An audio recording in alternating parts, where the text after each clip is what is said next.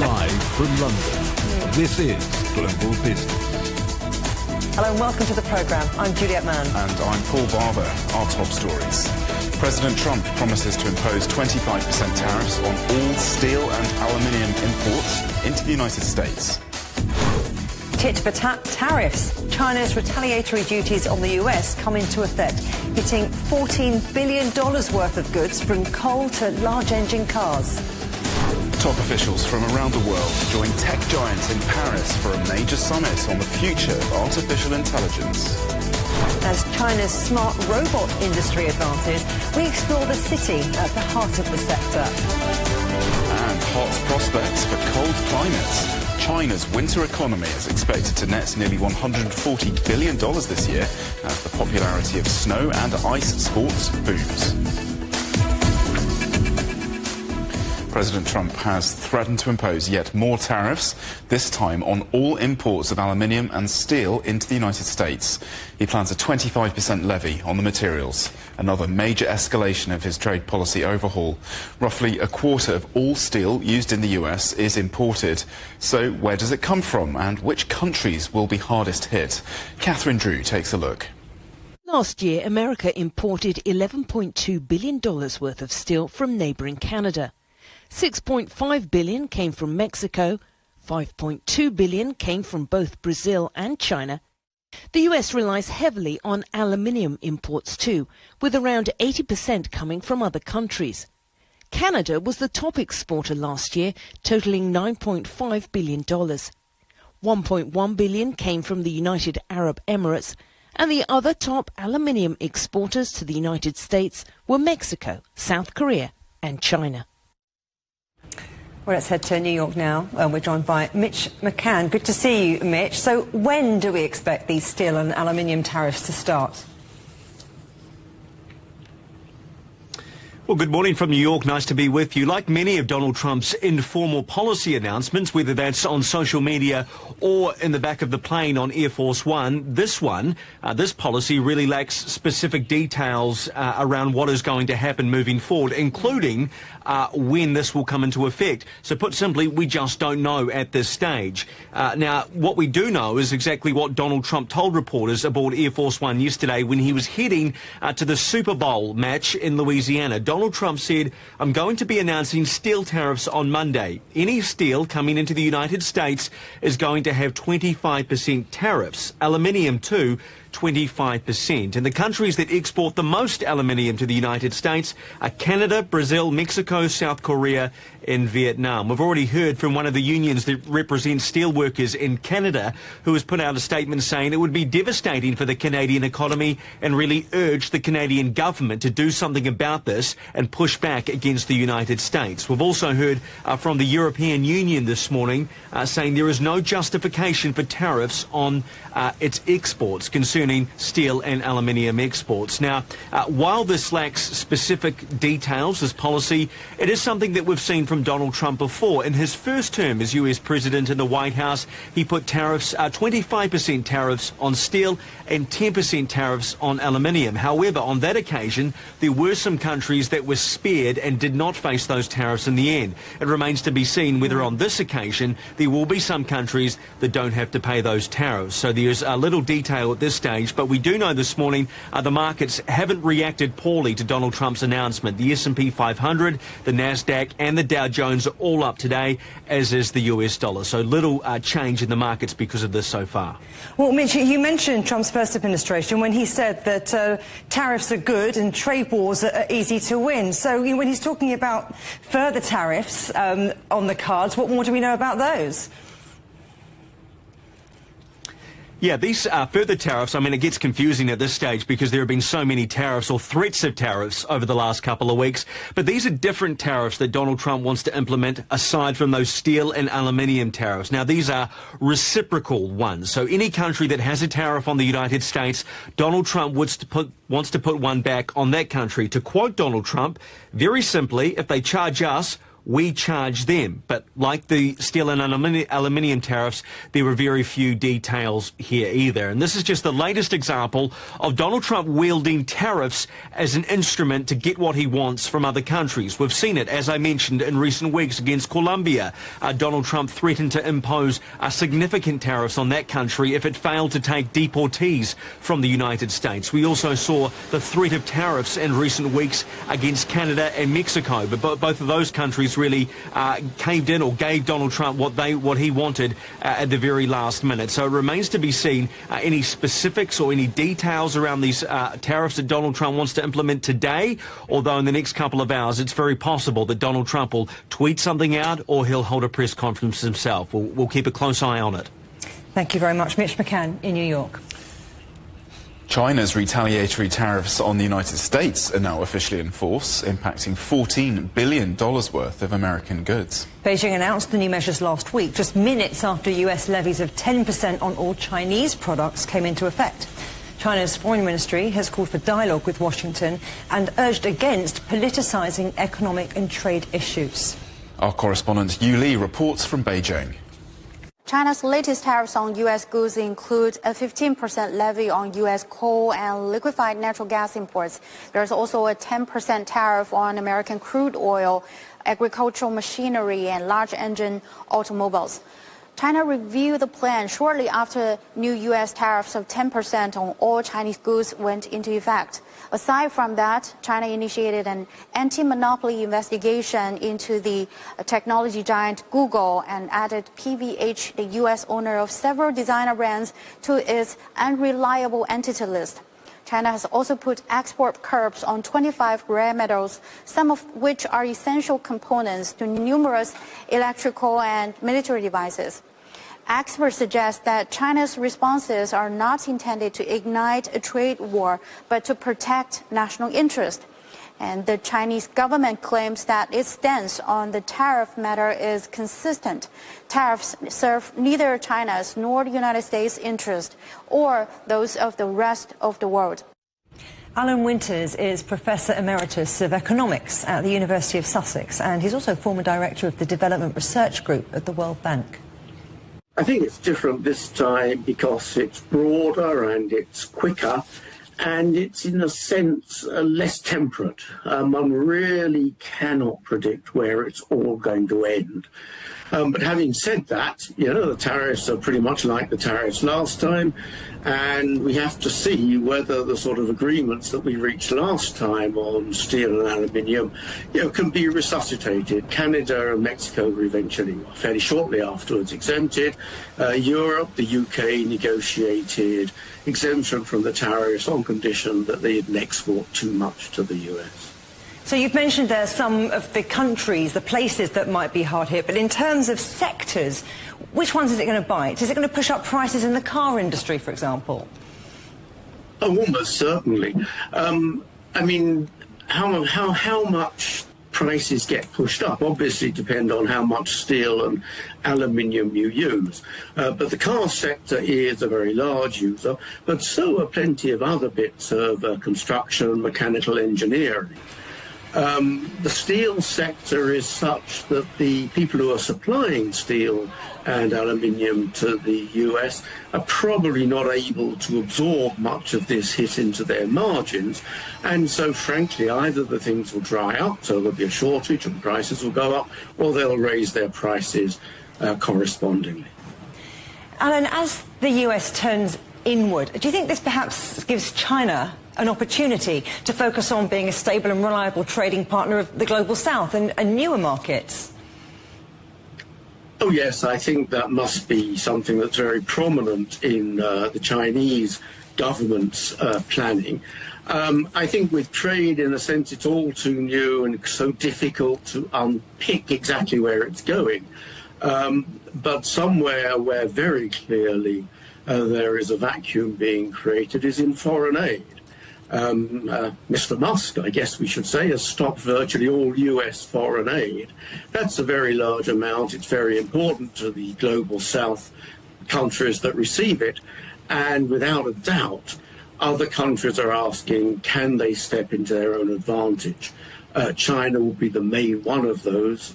China has got some money and is likely to be cultivating friends. Look, Trump tends to blindside the markets with these big announcements, and then we get the details later. But what impact do you think all of this is going to have on international trade and on supply chains? I think on steel and aluminium, the impact will be material but not massive and not totally destructive of the system. Steel, particularly, has been subject to trade interventions, well, ever since I've been in the industry, sort of 50 years. So I don't think that's sort of existential. What I think is existential is this notion that he's going to have a reciprocal trade policy. You choose the tariff and then that's what we'll charge you. That's contrary to just about every sort of rule of the international trading system that's done us so well over the last 60, 70 years. It's also actually completely bonkers if one really thinks about it. Countries put import tariffs onto the things they import, not on the things that they export. So what you're going to find is trading partners are reducing their tariffs on the stuff that they export and challenging Trump to reduce the US tariffs on them. So I think it's actually a lot of bluff and bluster. But what the collateral damage will be as we go along, it's very difficult to predict. The gold price has hit another record high after the US president announced those tariffs on commodity imports. The gold spot price rose over 1.5% to more than $2,900 an ounce. As we've mentioned, Trump announced tariffs on 25% on all imports of aluminium and steel to the US and hinted further penalties on imports. Gold has risen over 10% since the start of the year as investors seek safe haven options. Shares in TSMC have fallen after it warned that first quarter revenue would be at the lower end of its forecast. The world's largest contract chip maker says it took a $161 million hit from an earthquake in the Taiwan region last month, and that caused damage to chips. TSMC's outlook is also being overshadowed by US President Donald Trump's threats to slap tariffs on semiconductor imports. McDonald's, the world's biggest fast food chain, has posted its largest sales drop since 2020 in its home market, the United States. The burger giant saw its fourth quarter sales fall by 1.4%, its steepest drop since the COVID pandemic. Sales were hit by a deadly outbreak of E. coli in October, forcing the chain to shut 1/5 of its 14,000 American outlets. Chinese electric car maker BYD has announced major plans for its God's Eye driver assistance system. The company says its best-selling affordable models will now be equipped with the advanced autonomous driving features. BYD also plans to launch sales of 21 new models fitted with the technology. Shares in BP hit their highest level since August on the news that hedge fund Elliott Investment Management has taken a significant stake. The fund is led by Paul Singer, who's well known for his aggressive deal-making. The British oil giant has been underperforming recently as it struggles with direction and management changes. Shares have fallen around 10% in the past year.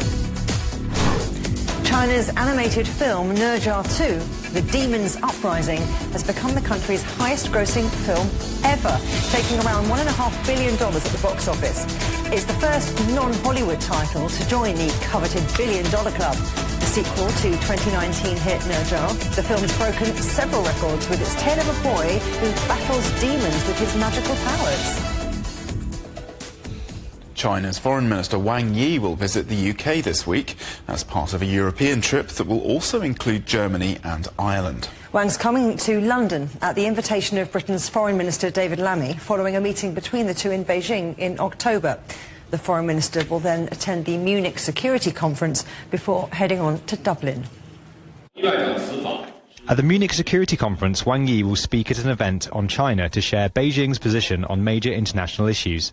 As the rotating president of the UN Security Council for February, China will hold a high-level event under the theme of practicing multiculturalism, reforming and improving global governance. Foreign Minister Wang Yi will chair the Security Council event in New York. And CGTN's Li Jianhua is following the story for us from the newsroom. Jianhua, please tell us more about the UK part of this visit. Well, first of all, Wang Yi's visit is a reciprocal diplomatic gesture from China, as his UK counterpart paid a visit to China in October last year, as I said in the opening. And we know ever since the Labour government took office in July last year, we have seen a plethora of high-level diplomatic exchanges between the two countries. First, David Lammy in China in October last year, which paved the way for the meeting between Chinese President Xi Jinping and UK Prime Minister Keir Starmer at the sidelines of the G20 summit in Brazil in November last year. And this year, in January, the UK Finance Minister Rachel Reeves paid a visit to Beijing and Shanghai, securing $730 million worth of deals for the UK economy over the next 5 years. So Wang Yi will be visiting the UK to attend the 10th Strategic Dialogue, which has been effectively suspended since 2018. We don't know what both parties will talk about, given that Wang Yi is expected to arrive in about 2 days' time. But under the framework of the Strategic Dialogue, both parties are expected to talk about trade, climate change, global security, and of course thorny issues including Hong Kong, Taiwan and Xinjiang. The significance of the Strategic Dialogue is that both parties would like to come back to the negotiating table to engage in dialogue. But let's not forget that the Labour government stance on China is still one of cautious cooperation and challenge, while China calls for long-term engagement and stability. And Jianhua, Wang Yi will be visiting Munich, won't he, in Germany, and then Ireland. What will he be doing there? Well, Wang Yi is a regular at the Munich Security Conference last year. He addressed China's role as a force for stability in a turbulent world. And this year, according to the Foreign Ministry, he will focus on China's stance on major international issues. And after his visit, he is expected to go to Ireland. And China and Ireland have, I would say, enjoyed rather cordial relations. Their diplomatic relations could go back to 1979. And of course, Ireland is one of the very few EU countries with which China has fewer tensions. And last year in January, Chinese Premier Li Qiang paid a visit to Ireland, solidifying bilateral ties. And we say trade and investment is always considered the cornerstone of bilateral ties. And China is the largest trading partner of Ireland in the context of Asia. And Ireland is one of the top EU exporters, maintaining a trade surplus with China with some of its high-profile exports, including pharmaceuticals, medical devices and agricultural products.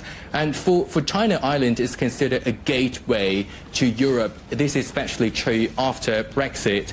Chinese investments are focused on high-tech and finance and real estate. Notable companies include the telecom giant Huawei, TikTok, Shein and Temu. And China-Ireland relations they look positive but rather cautious, as Ireland has to strike a balance between its economic ties with China and its commitment to EU policies. Li Jianhua, thank you very much. You're watching CGTN. Still ahead. World leaders join tech giants in Paris for a major summit on the future of artificial intelligence.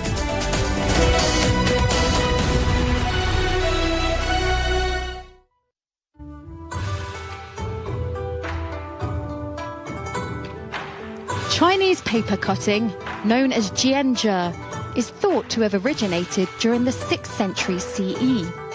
However, some believe that its history could be traced back further.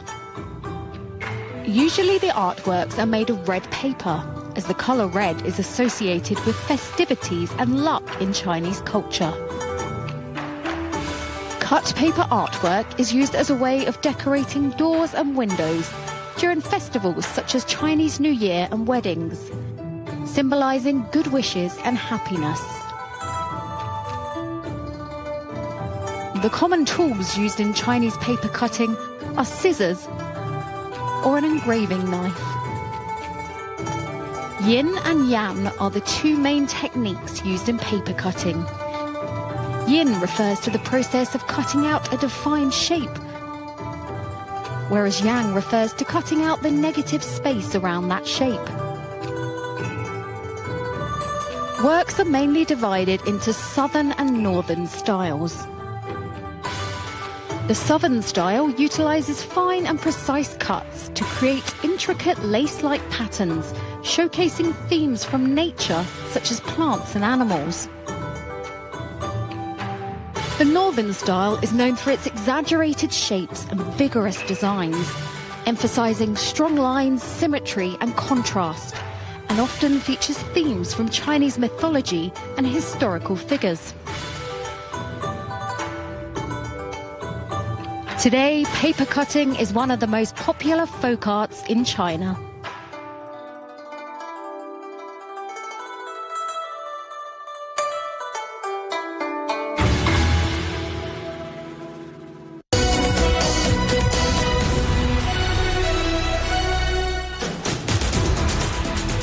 Welcome back. World leaders are joining the tech giants in Paris for a major summit on the future of artificial intelligence. Indian Prime Minister Narendra Modi, Canada's Premier Justin Trudeau and US Vice President JD Vance are among those attending the AI Action Summit.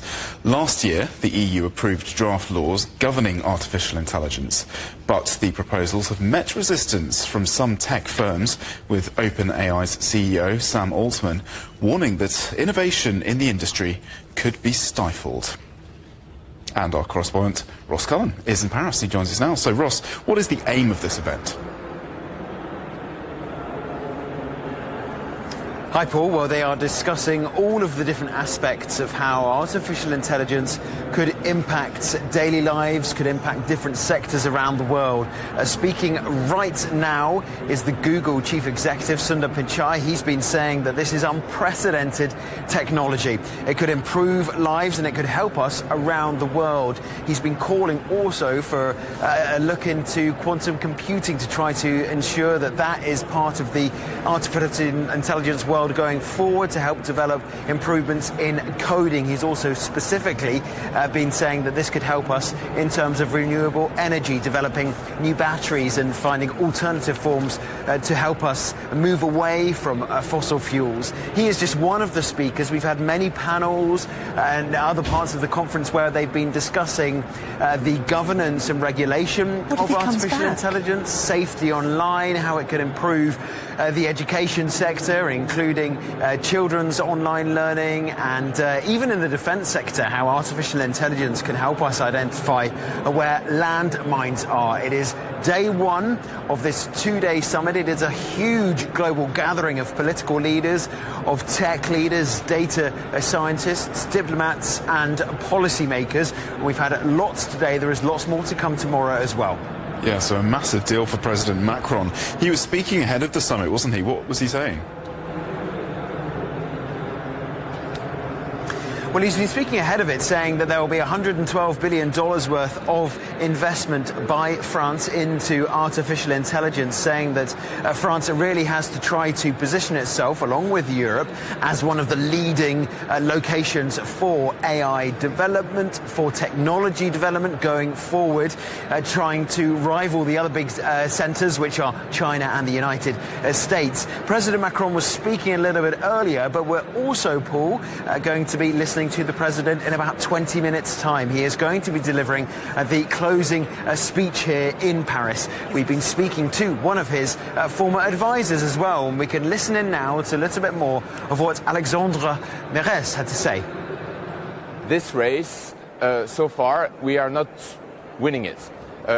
Europe's top talent has partly emigrated. You see a lot of the top talent in Silicon Valley coming from Europe, coming from our top schools. But what we want to show here is that we also have a vibrant ecosystem, with Paris growing as the capital of continental Europe when it comes to AI innovation. We have the political willingness to invest in AI. Today, as you might have noticed, President Macron announced 109 billion euros of investment in AI infrastructure in France alone, and that can be scaled up at the European level. We have the minds. We have an environment that's also prone to innovation, and we want to showcase that to the world. Now, Paul, with major summits like this one on artificial intelligence, there is the key event, the main event, which is this conference, but there are also important sideline events going on. Narendra Modi, the Indian Prime Minister, is here, and there will be one-on-one talks between him and Emmanuel Macron tomorrow. Also tomorrow, we're going to see a working lunch. The new US Vice President JD Vance will be here, and it will also be a chance for some of the European leaders who are attending the event to meet the 40-year-old in person for the first time. So we do have this massive AI summit, but of course there's geopolitics going on the sidelines. It's good to see you. Thank you so much for that. That's Ross Cullen, our Paris correspondent. Dan Vardat is the CEO and founder of Huma, a global health tech company using artificial intelligence, including for the UK's National Health Service. Speaking from Huma's London headquarters, he shared his hopes for AI's future after the Paris summit. I hope that summit will become a kind of a pivotal moment for Europe to double down and triple down on investing in AI and in general technology, because we need to have all the nations from US to Europe to China and so on to invest in the AI part, simply because, at least in our capacity, that what we do in healthcare, by adopting the right AI, the safe AI, we can actually change the trajectory of the humanity. And this is one of those goals that the sooner we can get there, you're touching hundreds of and billions of people. You know, when antibiotic came, it changed humanity, saved many, many lives, and we take that as granted. We don't think about it anymore. It's just, yeah, if you have, infectious antibiotics, a good thing.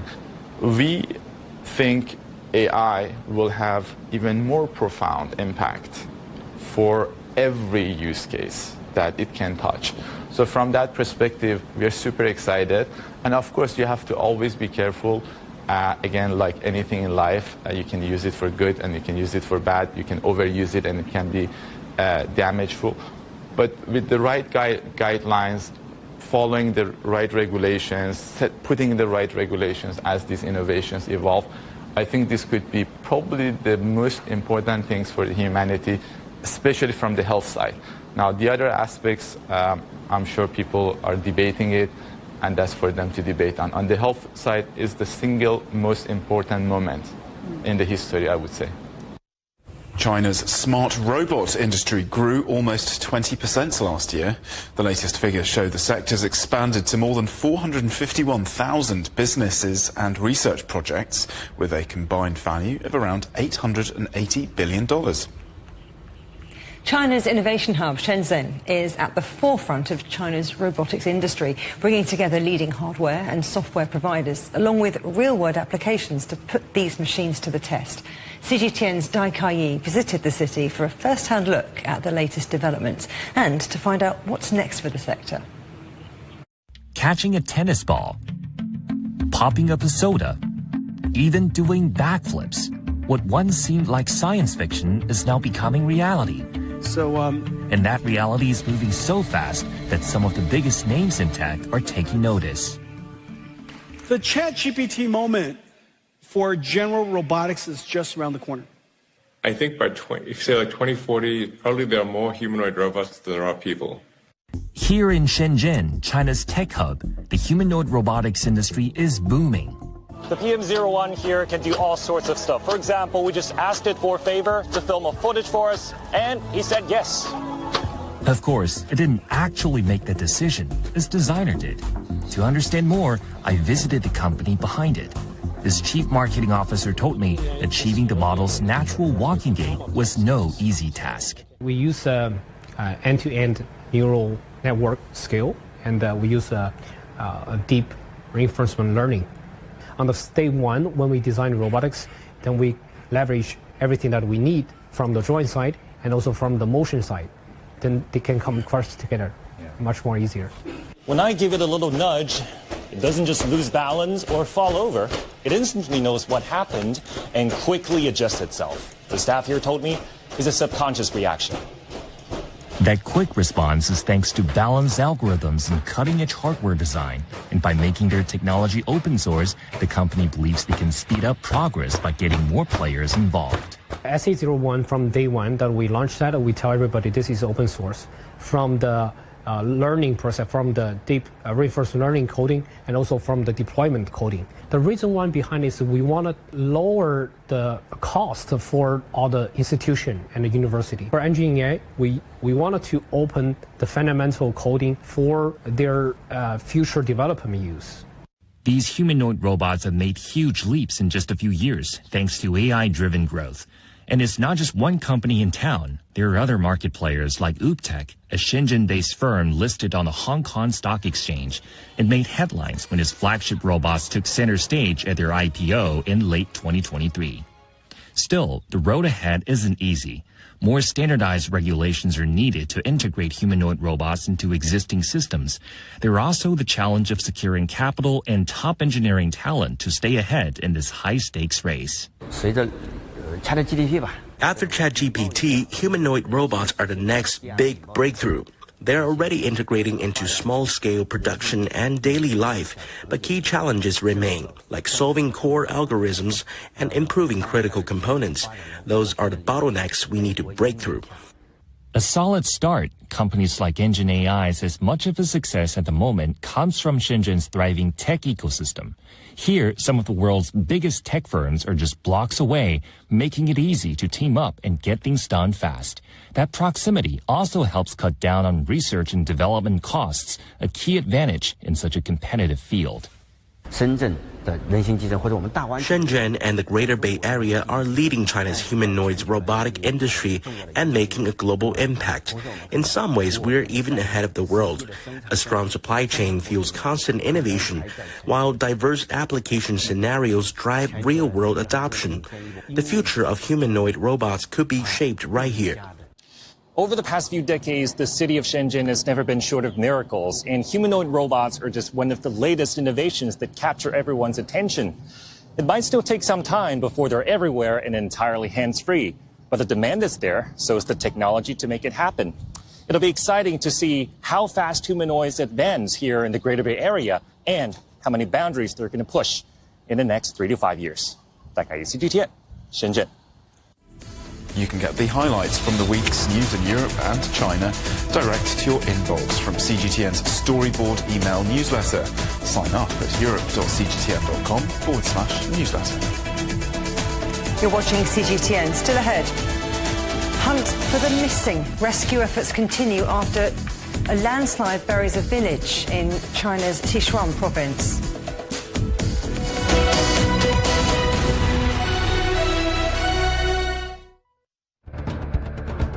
Events have consequences. Words create impact. Unprecedented scenes that we saw. The cleanup operation is now well and truly underway. Parts of southern Europe remain in a state of emergency. Context gives meaning. People make history. Far more than 1,000 people have come here today. But authorities are still on high alert. So now we've actually become the border on this road. A complex world demands a comprehensive view. But with the cleanup efforts more or less under control, The economic impact is bound to ripple across the country.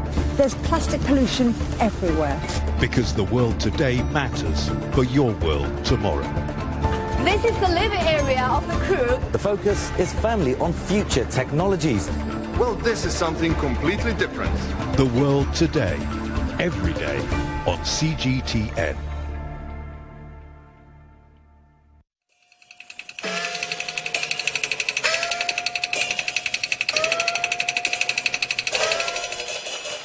Peking opera, or Jingju, is a classic form of Chinese performance art, combining the music of Chinese instruments, costume, face painting, literature, and history. It arose in Beijing over 200 years ago, during the Mid-Qing dynasty. There are 4 main characters: the Sheng, who are gentlemen; Dan, who are women;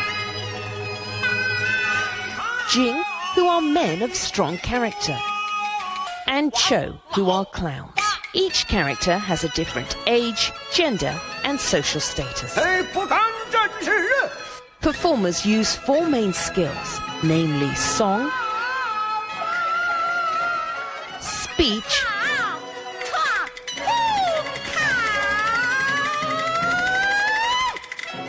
dance acting,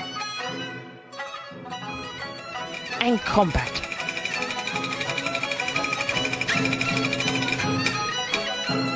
And the highest aim of performers is to put beauty into every motion. Today, Peking opera is regarded as a quintessential form of Chinese culture.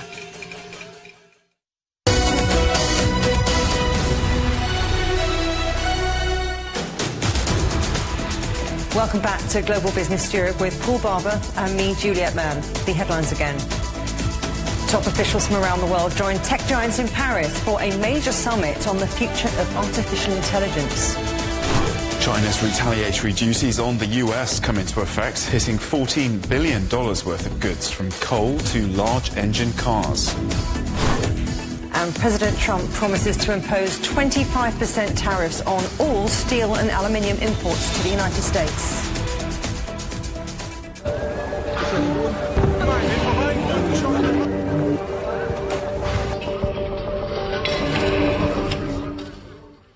Hamas says it will delay the hostage release planned for this Saturday until further notice.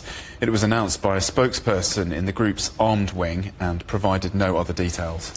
Meanwhile, Hamas has responded to controversial comments from President Trump, who said he was committed to buying and owning Gaza. Excuse me. Hamas, excuse me, Paul, can you take... Hamas said Palestinians will not be displaced from the enclave, describing plans to move them out as doomed. We pledge to our nation to remain committed to the path of resistance until Palestine is liberated, either victory or martyrdom. As for the projects of the West, America and Trump, they are doomed, they will fall. We will bring them down as we brought down the projects that came before them. Israel's Security Cabinet is expected to hold talks on Tuesday on the second phase of the ceasefire agreement with Hamas. It comes as Israeli forces withdraw from Gaza's Netzarim corridor in accordance with phase 1 of the truce deal. Our correspondent Rami Al-Magari reports from Gaza.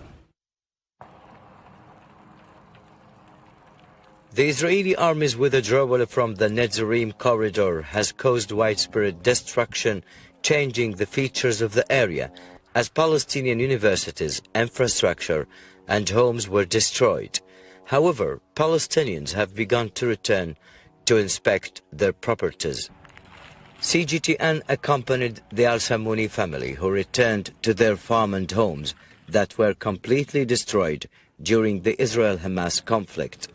The area was turned into a barren land in which no buildings remained after more than a year of Israeli bulldozing and demolition operations around the Netzarim corridor. As you can see, our house of several floors was completely destroyed, including my children's rooms. Nothing remains. We will definitely return and set up a tent on the rubble and plant olive and lemon trees again. Whatever they destroy, we will rebuild. The Salim family has lived in the Netzarim corridor for decades and run local production plants. They have not found any trace of their property. We were displaced more than once to Nusrat, Khan Yunis and other places. We have since returned to our home and the homes of my uncles. It was a multi-storey house for more than one family. Nothing remained, not even a place for a tent. The Netzarim corridor represents the point separating the north of the Gaza Strip from its south, where the Israeli army prevented the movement of displaced Palestinians from the south to the north. A Qatari-Egyptian committee now oversees the key corridor for Palestinians to move freely. We left Deir al-Balah at 7 in the morning. The road is difficult, but we will endure everything in order to reach the north, where we were initially displaced from at the beginning of the conflict. On Sunday, Israel completed its withdrawal from the Netzarim corridor and will keep a military presence along the Philadelphia corridor near the Gaza-Egypt border. Under the ceasefire agreement, Israel is expected to withdraw its military from the Philadelphia corridor on day 50 of the agreement.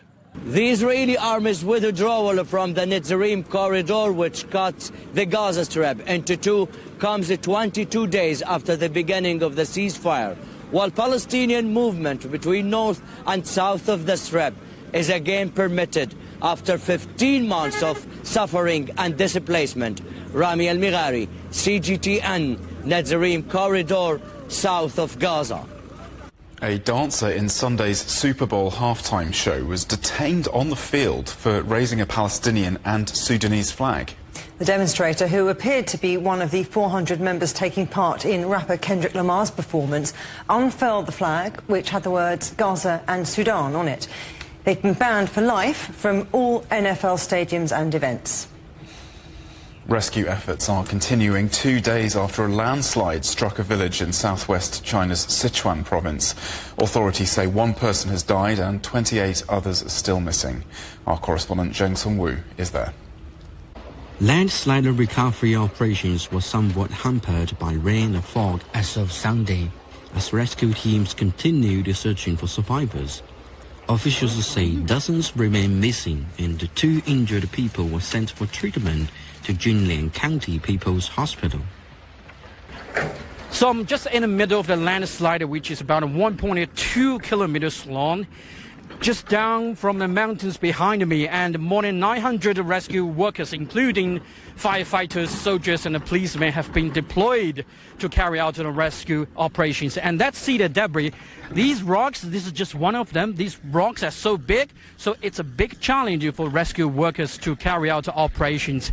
And here we can see that everybody is working hard to save people's life, and just nobody wants to give up. Officials said 89 soldiers from the Sichuan Provincial Corps of the Chinese People's Armed Police Force have been working in the landslide-hit village since the disaster happened, helping evacuate people. We, the Yibin detachment, were divided into groups 9 and 10 and carried out rescue operations in the area where we were responsible for. On Sunday morning, we discovered a body after searching for 4 hours. We will continue to seize every second to work to improve the survival rate, especially within 72 hours. Local officials also kept delivering supplies to the village for everyone, especially for rescue personnel and volunteers that were also ready to help. The landslide is just on the opposite side of my house, and my house still has electricity, power and water, so I volunteered it as a temporary logistic base. Once there's a disaster, we should be ready to help. I always like being a volunteer as I feel happy when helping others. I arrived in the village at 4 a.m. on Sunday, and I helped carry supplies for people. Local authorities said the landslide was due to the continuous rainfall and its unique geographical conditions, and rescue missions will continue despite challenges. Jinsong, CGTN, Jinlian County, Sichuan Province. Russian emergency teams are attempting to refloat a Chinese cargo ship that ran aground off Sakhalin Island on its far eastern coast. Chinese bulk carrier, the Anyang 2, has 20 crew members on board and is carrying 700 tons of fuel oil. Rescue attempts have been hampered by storms. No spillage has been detected so far, but the region remains on high alert. Romania's president has announced his resignation ahead of an attempt by the opposition to have him impeached. Klaus Iohannis said he was standing down to spare Romania from crisis. He's already served the maximum of 2 5-year terms allowed, but was set to return to office after the Constitutional Court cancelled the presidential poll in December over claims of third-party interference. Last month, far-right groups made surprise gains in the polls and began proceedings to remove him. Preliminary results show Kosovo's ruling party has won the parliamentary election, but fallen short of a majority needed to rule without a coalition. With around 90% of ballots counted, Prime Minister Albin Kurti's party is holding over 41% of the vote. In the run-up to the election, Kurti said he would refuse to govern with a coalition.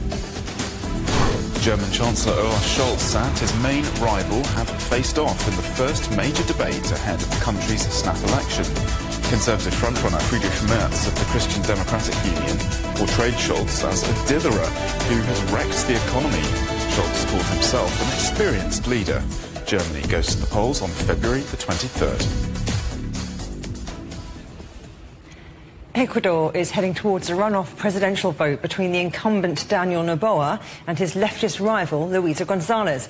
With most of the votes counted, our correspondent Dan Collins reports from Quito.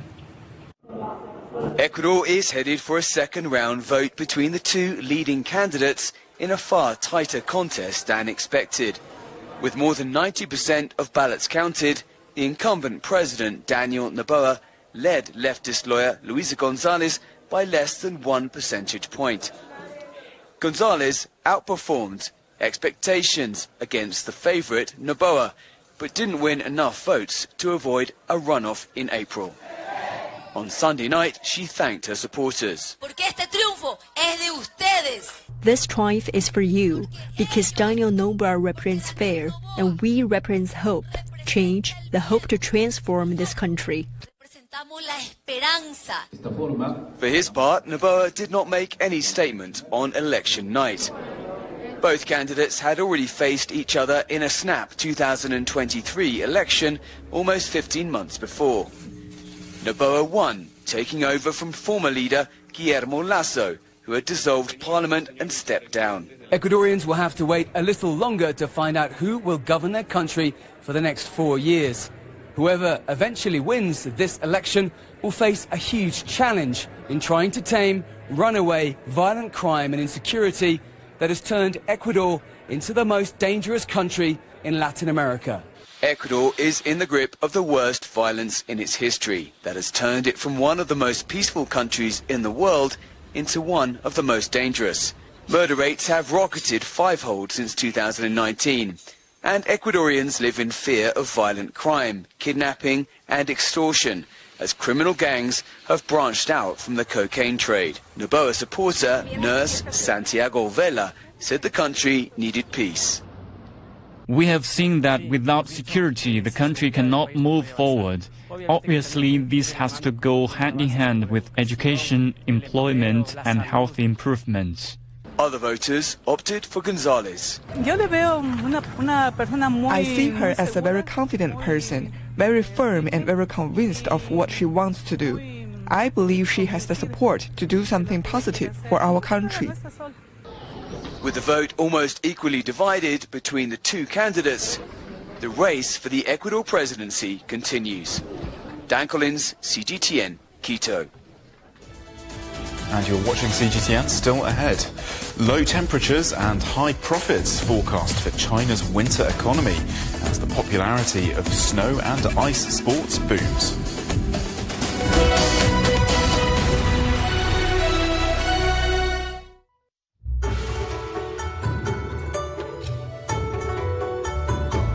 Chinese calligraphy, or Shufa, is a traditional visual art form that involves writing Chinese characters in a stylized way. It is thought to have originated alongside the earliest Chinese characters discovered to date, namely oracle bone inscriptions from the Shang dynasty, that's 16th to 11th century BC, in Anyang, Henan province. There are 5 major styles of script: regular, 楷书, running, 行书, cursive, 草书, clerical, 隶书, and seal, 篆书. 4 essential pieces of equipment are used: brush, 笔, ink, 墨, paper, 纸, and inkstone, 砚. Collectively, these are known as the 4 treasures of the study.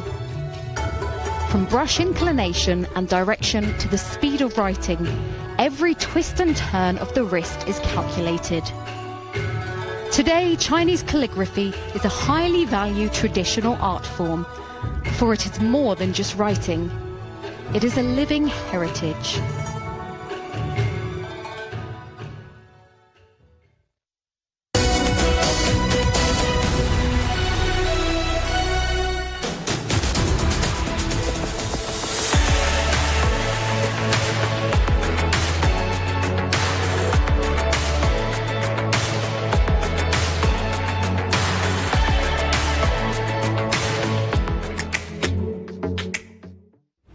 Welcome back. Well, let's get the latest action from the Harbin Asian Winter Games. China's Gao Qinggu won his second gold at the event after crossing the line first in the men's 500 metres speed skating final. The Beijing Winter Olympics champion kept his solid form from the 100 metres to win this title in 34.95 seconds. Japan's Morishige Wafaru claimed silver and South Korea's Kim Jun-ho took bronze. China also dominated the winners' podium in the women's speed skating 3,000 metres. Yang Bingyu won silver in the 1,500 metres at this event, but topped that performance to take gold in the 3,000 metre final, crossing the finish line at 4 minutes 8:54 seconds. The 1,500 metre winner, Han Mei, finished second, and Tai Qian took the bronze. China also got gold in the men's teen sprint. Chinese trio Gao Qinggu, Lian Siwen and Ning Zhonghuan clinched gold, followed by South Korea winning silver and Japan the bronze medal. It's getting a theme here, aren't we? So let's take a look at the medal table after day 3. China remains in the lead spot with 54, including 21 golds. South Korea is second with 30 medals, 11 of those are gold. In third spot it's Japan with a total of 17 medals, including 4 gold. And Kazakhstan remains in fourth place. Popular spectator sport figure skating begins on Tuesday. Now, one of China's young rising stars is 18-year-old Ang Xingyi, who successfully defended her title at the 2024 Asian Open Figure Skating Trophy. Now, known as Nini by her fans, the figure skater took to the ice at age just 3 years old, coached by her father. She's hoping a successful Asian Games will earn her a spot on China's team at the 2026 Winter Olympics. Let's take a closer look at China's growing winter sports market. Its popularity has grown following the Beijing Winter Olympics in 2022. Since then, more than 313 million people have taken part in ice and snow sports in China. And the government now wants the ice and snow economy to be a key force in boosting economic growth, with ambitious plans to expand the sector to around $207 billion by 2030. That will be a 70% increase on 2023. A central part of the 5-year plan is to build more facilities. In 2015, China had around 700 winter sports venues nationwide.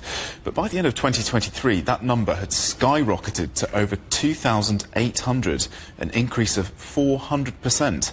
And the government aims to secure land to build even more.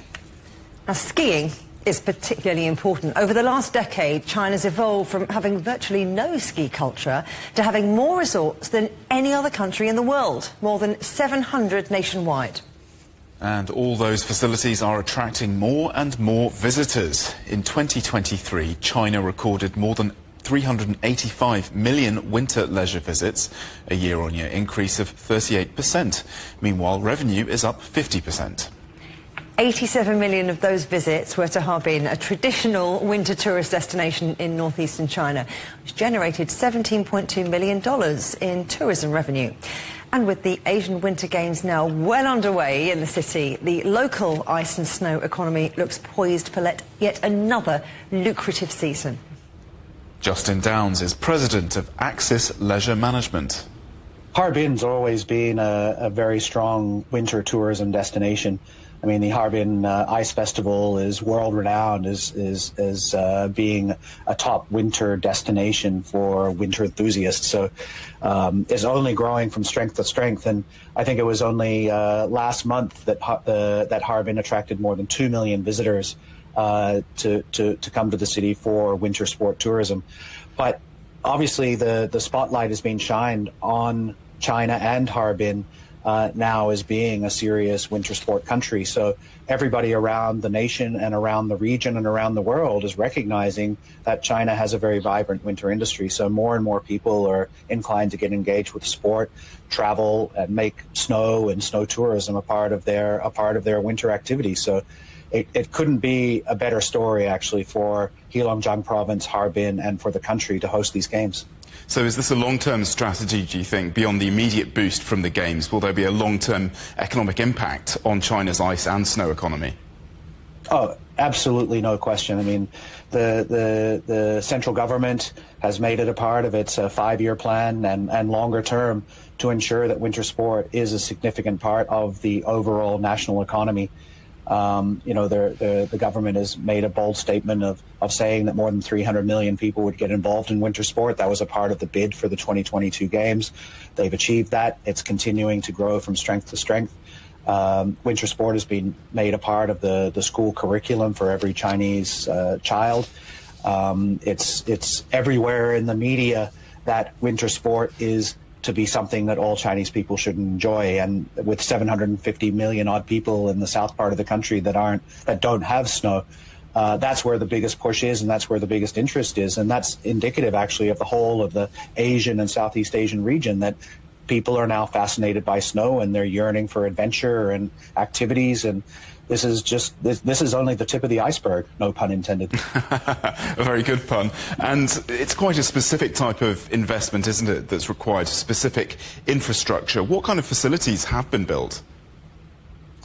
Well, I mean, obviously you have the typical urban infrastructure. So with any of these games, they need to improve accessibility, so improvements to highways out to the ski areas and things like this. In the case of the Asian Games in Harbin, they've improved the railway access up to Yabuli, which is one of the most famous ski destinations in the country, but was typically fairly hard to get to. So the rail access has now been greatly improved through electrification, making it easier, safer, faster, and cheaper for people to get there.